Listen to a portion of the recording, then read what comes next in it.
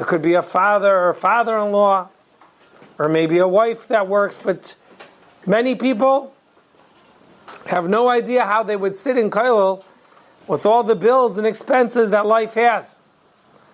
So he told his wife, we'll call her Devora, that it's time I go get a job. And he was looking in the classifieds, which is where people look for jobs that are available. And his wife said, I don't understand. You told me when we got married that you were going to stay in kollel for 10 years, learning and learning to become a big Talmid Chacham. I never thought you would leave before 10 years. It seems it was about 7 years. And he told his wife, I think it's time to find a job.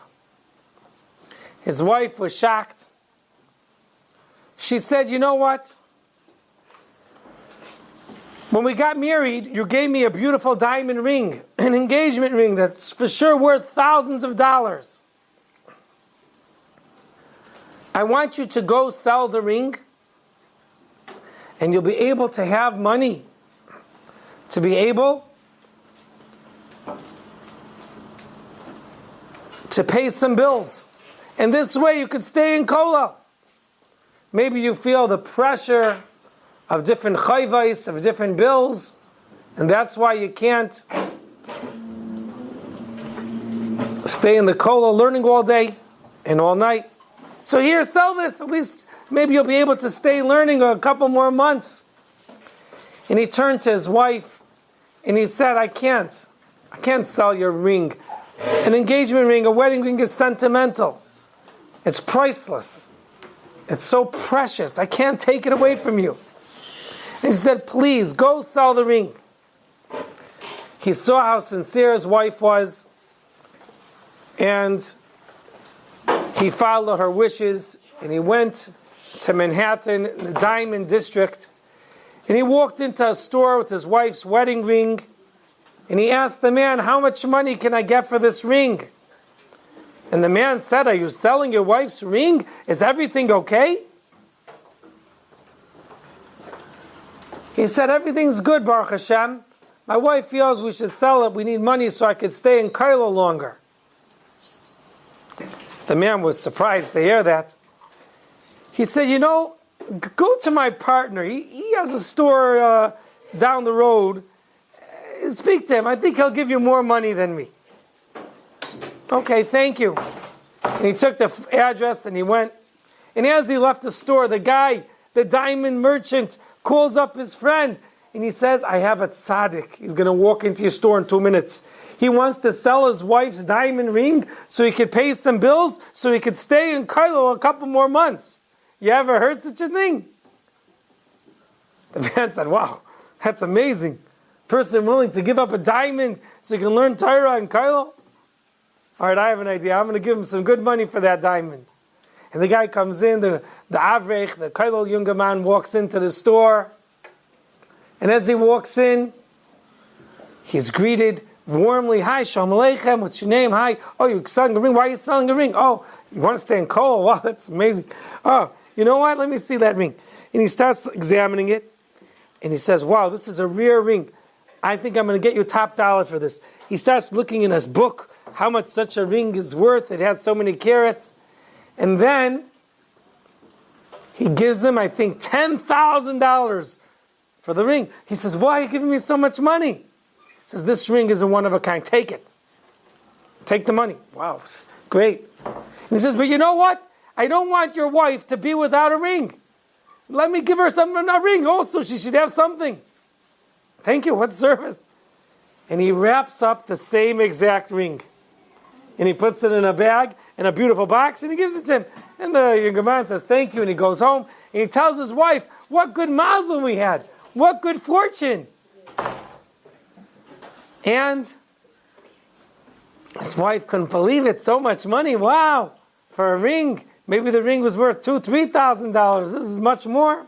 Unbelievable.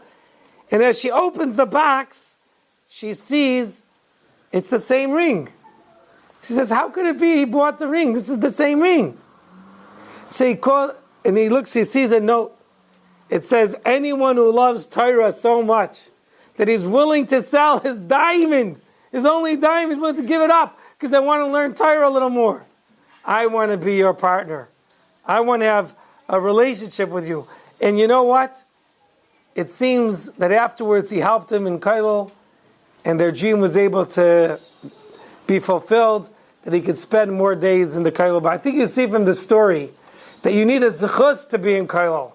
And sometimes that zechus is that you're willing to give up the diamonds for something that's more precious than gold, silver, and diamonds.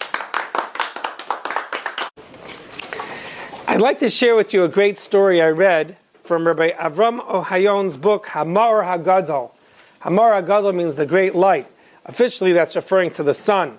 And he refers to Chacham Ovadia, who was like the sun for many Jews. He was compared to the sun, that it gives light, gives warmth, and it gives energy. And he really revitalized the Sephardi community by working so hard to master the Torah of all the previous generations and to organize it in a way that anyone could read it and grow. He was truly Hamar HaGadol. So there's a very cute story he brings in this book.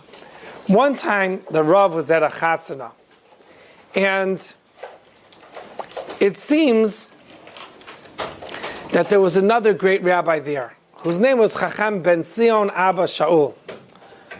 Zichron Lebracha, these were great rabbis.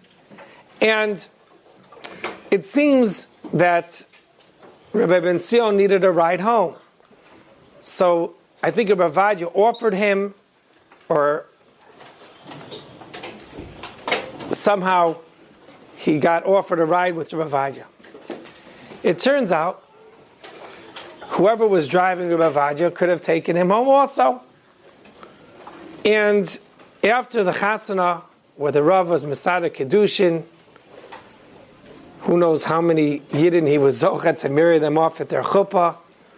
Everyone wanted the schus to have the Gadol Adar make a bracha onto the chuppah. It turns out, afterwards, the driver was ready to take Chacham home, and he was looking, where's the other Chacham? Where's the other rabbi? Rabbi Ben Shaul. And he couldn't find him.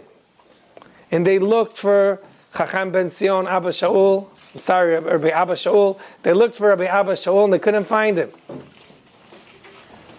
So they went home without him. Later, someone said, Chacham Ben Sion, where were you? We wanted to give you a ride the other day at the wedding. And you know what he said? He said, I decided not to take the ride. He said, why? He says, if you would have taken me home, so my house would have been, let's say, 10, 15 minutes away from the other rabbi. And that would have prevented the rabbi from being at his desk learning. And I know when he's learning, his 10, 15 minutes is so valuable. In that 10 minutes, he'll look up a shaila. Sometimes Rabbi Vadia Yosef would take out 20 svarim to delve into a shaila and see what does this Rav say and this Rav. And he says, I felt bad. How could I take from his time that I should take him out of his way on the way home to stop off by my house and give me a ride? Now, again, if you want to give your friend a ride home, it's a beautiful thing. It's menschlich. But here was a rabbi who was such a super mensch. He had so much derech eretz, so much covered for his friend, for the Torah, that he felt, no. If you're already taking home that big rabbi, I don't want to impose that you're going to go take me home also. That's going to waste 10 minutes of his time. But you know what we can learn from that story? 10 minutes of time is precious. Sometimes we think, why should I learn for 10 minutes? I'm so tired, I'll go to sleep. But you know what? 10 minutes, what you could do in 10 minutes? When you learn Torah, each word makes a malach. That malach could help you. We all need help in this world. So push yourself sometimes. Sometimes try to go to school a little bit earlier. I'll have 10 minutes extra. I'll learn a little something before yeshiva. Sometimes go to shul. Say, go a little early. I'll have 10 minutes before davening. I'll learn something. Those minutes are going to add up to greatness. Yes, Chacham Ovadia's 10 minutes were very precious, but yours is also. So try to get in the habit of not wasting even 10 minutes. You know, sometimes I see a picture of a gadol, like over here, Gedolei Yisrael, and I feel so humiliated because I feel so outclassed. I feel so inferior. And I'm sure you understand what I'm saying. When you see a giant, it often makes you feel very small. Did you ever experience that you're walking with some people your height and you don't even feel short? And then all of a sudden this real giant walks by and all of a sudden you see this 7-foot person and all of a sudden you feel as if you're shrinking. Well, that's a normal emotion. No one wants to be small. But I want to urge you, even when you see Gedolim and you know you don't compare to their greatness in Torah, their amelis in Torah, their ingenuity and knowledge of the scope of Torah, you should feel good that at least these are your heroes and not like some people who they hang up in their house, in their bedroom, pictures of basketball players. That's their heroes. These are our heroes. Maybe if we look at them enough, hopefully we'll start ourselves pushing ourselves a little harder to learn a little more. I want to start with a story about Moshe Feinstein. I read this in Feldheim's book. The book is called The Power of Amen. I'm asking that no one should eat during the presentation because your bags are making noise and it's picked up on the recording. We had a 20-minute break. Thank you for your understanding. I know, but the eating makes noise.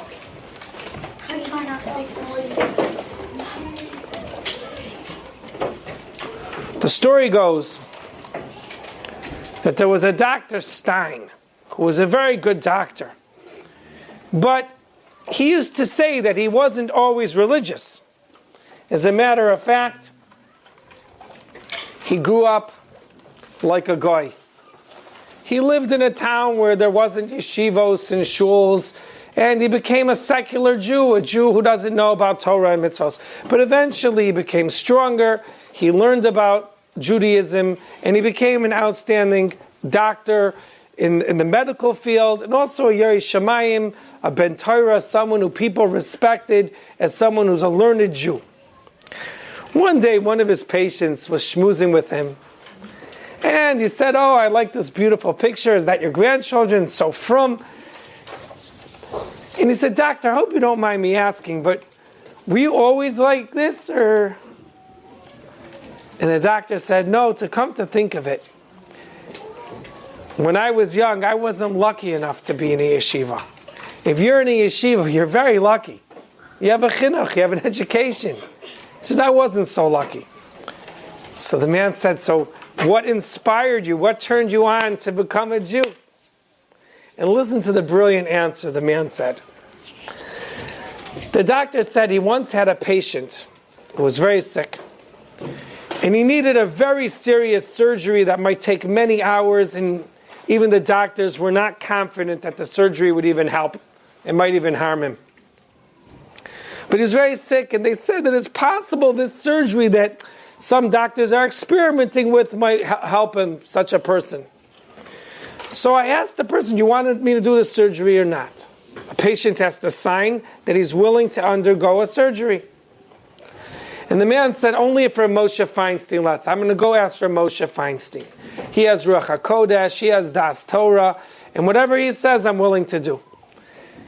The doctor was surprised, and he decided to tag along. He was very curious to meet this Moshe Feinstein, who he heard about many times, who was a great posek, and he wanted to see.